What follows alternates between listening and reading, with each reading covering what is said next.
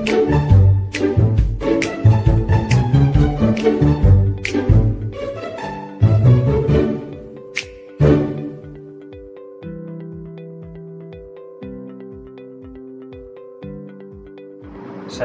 warahmatullahi wabarakatuh. My name is MOHDHAFEEZUDDIN bin Abdul KHODIR. So I will present about Malaysian economy for Group C, BEED1013 from the task 1 group assignment that about problem solving, and the economic issue is about income inequality in Malaysia. Title factors cause income inequality. First of all, I want to introduce myself. My name is MOHDHAFEEZUDDIN bin Abdul KHODIR. My metric number is 277419.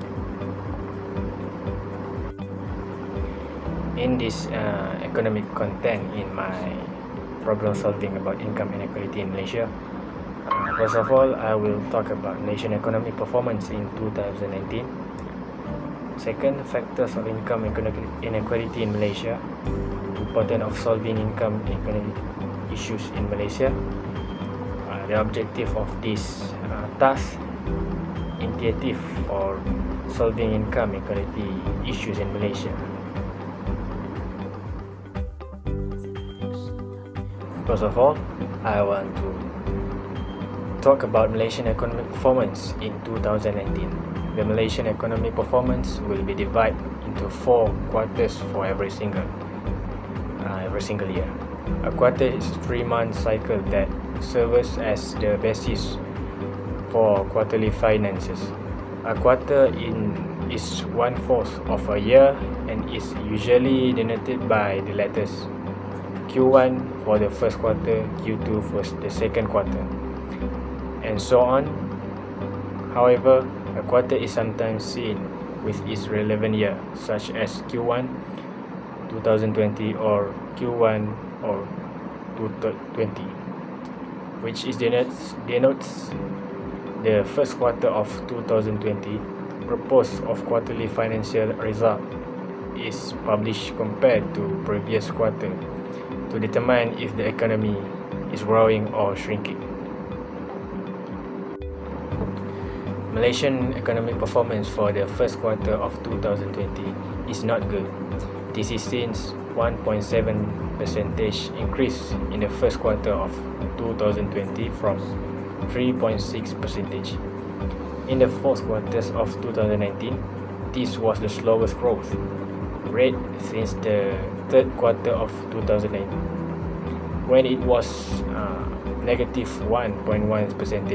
This year, the services of industry expanded by 3.1%, while manufacturing expanded by 1.5%.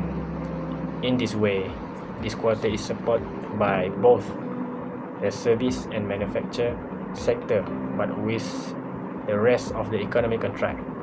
Information and connectivity, wholesale and retail trading, and finances and insurance subsectors also help the services sector perform. This is because of the idea working from home during the MCO.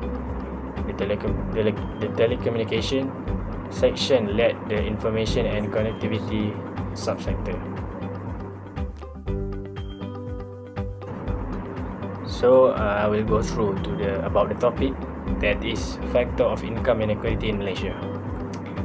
Income inequality is the distribution of the income gap among the population. Income inequality is often accompanied by wealth inequality, which is the unequal distribution of wealth. Income inequality can be analyzed through various segments such as ethnicity, occupation, geographical location, and historical income. Income is inequality because if everyone made the same amount of money, none of the organization and individuals would be encouraged to improve their productivity. Therefore, income inequality is not necessarily bad, but can also stimulate economic growth. In income inequality was measured using the Gini coefficient, with a higher value showing higher income inequality.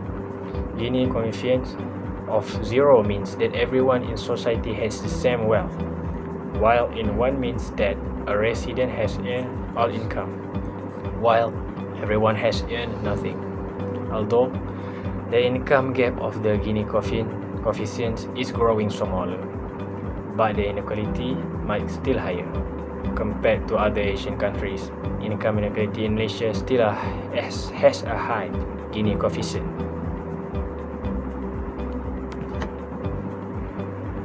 Even though the inequality in Malaysia is decreasing, but the income inequality is still higher than other Asian countries. Only Thailand, Indonesia, and the Philippines have a higher Gini coefficient than Malaysia. Therefore, across the Asian region, the income inequality in Malaysia is relatively high. One of the major influencers of income inequality is the Malaysian government. The government can adapt its policies so that the economic situation of the low-income population more favorable. Therefore, government should increase Malaysian education level. This is because higher education and higher qualification will reduce wage inequalities. Only 5% of young adults in the low-income quintile have a bachelor degree, compared with 40% in higher income quintiles. Besides 84% of Malaysians with bachelor degrees are in the middle and upper classes. This confirms the argument that higher education has led to higher incomes. Moreover, increasing the taxes of the higher income group would help reduce income inequality in Malaysia. Increasing taxes on the highest income group would help to reduce income inequality in Malaysia. The highest income tax rate in Malaysia is 25%, which is lower than other Asian countries, such as Thailand, the negative 35%. Thus, the government can increase the rate by 25% of the highest income group compared to other Asian countries. The other factors of income inequality in Malaysia is household income by each household group. The name B14, M40, and T20 represent percentage of the population of the country, of bottom 40%, middle 40%, and top 20% respectively. The average household income is to determine the values from the year to year depending to the country's GDP. The GDP meaning gross domestic product. The median monthly household income is used because it represents a more accurate than a mean number. The median monthly household income for the both B40, M40, and 220 group are increased gradually from 2009 to 2020. According to 2018 Khazanah Research Institute KRI report, household income in Malaysia has steadily increased from 1970 to 2018. This is because Malaysia's Gini coefficient fell from 0.113 in 1970 to 0.399 in 2019. This means that in recent decades, household income has increased and income inequality has decreased. But why income inequality then have improved? This is because of difference between the relative gap and absolute gap. This absolute gap is the amount of the difference between the most known, the best related solution, while the relative gap is the absolute gap divided by the best amount. Overall, I can be said the main problem of the income inequality in Malaysia is the high Gini coefficient. Compared to other Asian countries, and household income by each household group, government is responsible to reduce income inequality. as much as possible without suppressing the human will to grow productivity.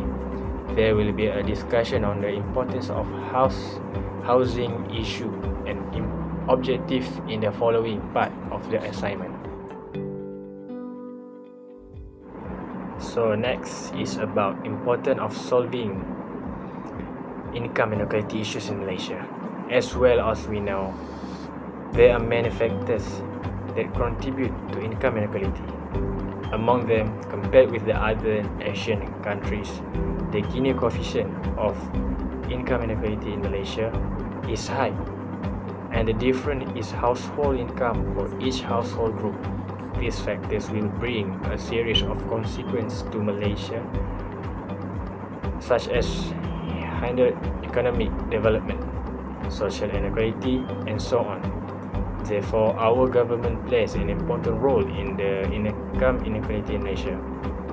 So, what is the importance of solving the issues of income inequality in Malaysia?